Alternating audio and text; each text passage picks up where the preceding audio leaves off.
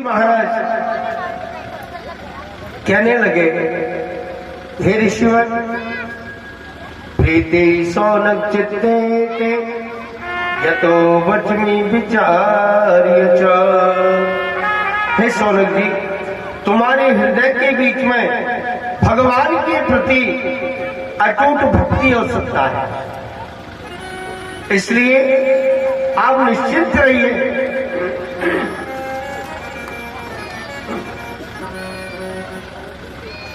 मैं तुम्हें भगवान का बहुत सुंदर एक चरित्र श्रवण कराऊंगा। सारे के सारे ऋषि लोग हाथ जोड़ करके और गुरु जी के सामने नतमस्तक होकर के बैठे। गुरुदेव, ऐसा सुनाइए कि हमारे कानों के बीच में अमृत घुलने के लिए लग जाए। एतस्माद् परम किंचित मनः शुद्धै न विद्यते, जन्मांतरे भवेत् पुण्यं तदा भागवतं लभेत्। मन को एकाग्र करने के लिए, मन की शुद्धि के लिए, अऊत बाधा को दूर करने के लिए, घर में सुख शांति के लिए श्रीमद् भागवत से बढ़कर के दूसरा कोई साधन नहीं है।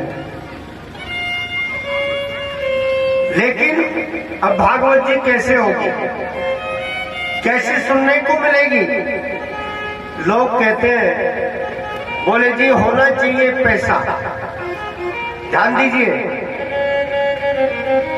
कितने ही अहंकारी लोग, कलयुग के जीव जिनको धन का अहंकार है, वो कहते हैं कि आज के युग में मनी इज मनी, होना चाहिए पैसा। एक नहीं 4 भागवत करवा दो, ठीक है, 4 कर लो। लेकिन मैं कहता हूं मेरे भाई, 4 नहीं, 1 भागवत नहीं सुन सकता अगर नसीब में नहीं है तो। और नसीब में अगर है, लेकिन तो जिसके नसीब में है ना, उसे अहंकार कभी व्याप्त हो नहीं सकता। शादी विवाह करना, मकान बनाना, रोजगार धंधा बिजनेस व्यापार करना, अपने पेट का पालन करना, प्रत्येक जीव अपने पेट का पालन करता है। अरे संसार के बीच में आए हो तो कुछ ऐसा करके जाओ कि संसार तुम्हें हमेशा याद करता रहे कि कबीरा जब हम पैदा हुए जग हंसे हम रोए, परेशी करनी कर चलो जो हम हंसे जग रो। संसार के बीच में अगर आए हो तो मेरे भाई ऐसा काम करके जाओ जो तुम्हारी याद कर करके और सारा संसार बिलखता ही रह जाए, तो मनुष्य का जीवन धन्य, अन्यथा किस बात का जीवन? क्या मतलब हुआ? लोग कहते हैं जी भागवत जी होना चाहिए धन, कितनी भागवत करा लो। लेकिन मैं कहता हूं अगर नसीब में नहीं है ना, तो हरिद्वार में गंगा जी की तीर में जाकर के वापस आ जाएगा, लेकिन स्नान नहीं कर सकता। प्रत्यक्ष प्रमाण बता रहा हूं आपको श्रीमान सरपंच साहब।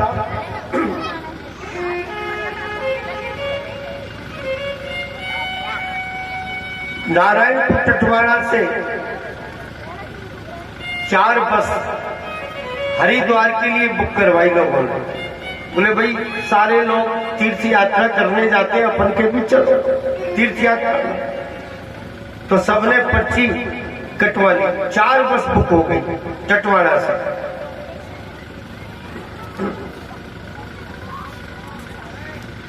एक पटेल जी कहीं गांव में सुनी आई, घर आकर के पटेल जी को कहा, बोले सुनो जी, बोले क्या बात है? बोले मैंने सुना है कि अपने यहाँ से दुनिया में जा रही है तीर्थ कर। बोले जा रही हो तो दुनिया से क्या मतलब है? बोले जी संयोग की बात है, संग साथी अगर बराबर के हो, पूरी बस्ती माता अगर जा रही है तो हमको भी साथ में। बोले तू बावड़ी हो गई, कुछ नहीं रखा, ये फालतू बातें हैं। और अगर ऐसा भी कुछ होगा ना तो मैं जाऊं पहले मालूम करूं कौन जा रहा है, क्या बात है। पटेल जी गए गांव में, किसी से पूछा क्यों भैया ये बात सही है? बोले हाँ बिल्कुल सही। ठीक है भैया। 8 दिन बाद में बस बुक हुई है, 8 दिन का गैप मिल गया। आ गए पटेल जी, अब वहां से चले आए सीधे गंगा पर। एक पंडित जी के पास आए, पंडित जी से आकर के कहा जी पंडित जी महाराज तुम्हारी पोथी पतला खोलो। तो पंडित जी सामने वाले की वाणी सुन करके अनुमान लगा लेते हैं कि ये कितने पानी में है,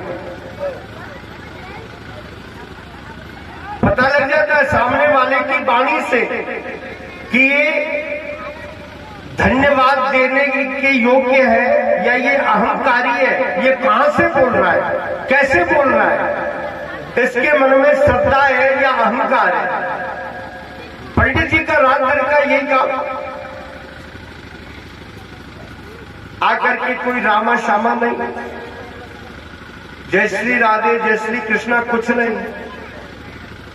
महाराज हाँ बाबा तुम्हारी पोथी पतरा खोलो, जैसे पोथी पतरा या के नौकर लग रहे हैं। पोथी पतरा खोलो। पंडित जी ने कहा बाबा बात क्या है? बोले महाराज ये देखो मेरे भाग्य में तीर्थ है कि नहीं। पंडित जी ने बिगर पंचांग देख ली। बोले बाबा अगर सही बात कह दूंगा तो तुझे बुरा तो नहीं लगेगा? बोले नहीं महाराज की जो सही, बुरा लगे या ना लगे लेकिन बात होनी चाहिए सही। कांटेदार। तो पंडित जी ने बिगर पतला खोले ही बता दिए। बोले बाबा तेरे भाग्य में तीर्थ नहीं है।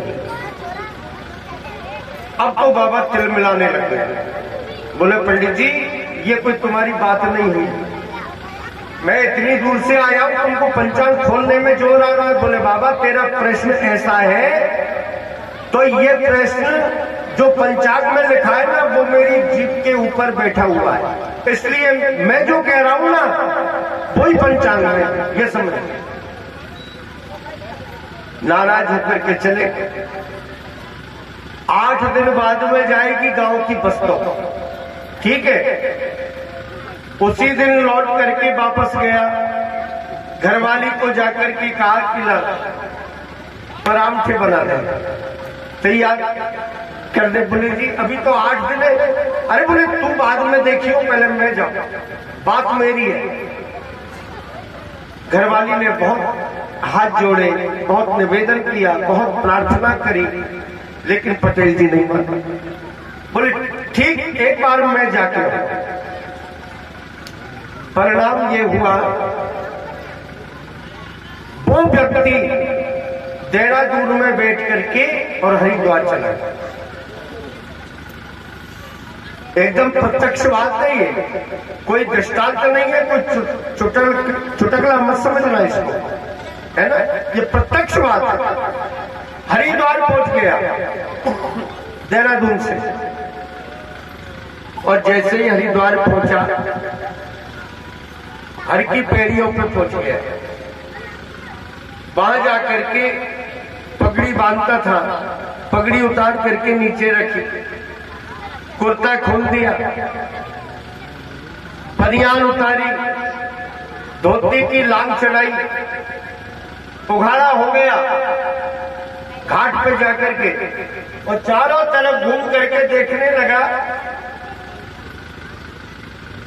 पंडित मुझसे कहता मेरे भाग्य में तीर्थ नहीं है। बुलाओ पंडित को। कैसे नहीं है मेरे भाग्य में तीर्थ? ये गंगा जी रही और ये मैं रहा। और वो भी कहां? हरिद्वार धाम। सामने गंगा और ये मैं, और कपड़े उतार ही दिए। अब कसर क्या रही? केवल एक डुबकी लगावे की, केवल नहावे की, लेकिन नहीं नहाओ, मेरी मर्जी।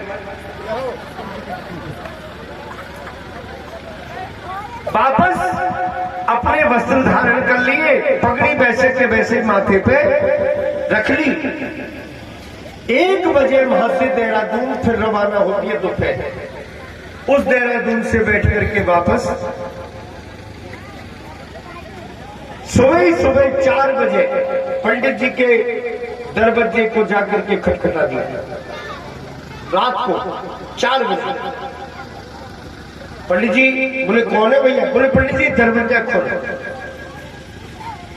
अरे बोले बात तो बताओ, अभी तो प्रकाश भी नहीं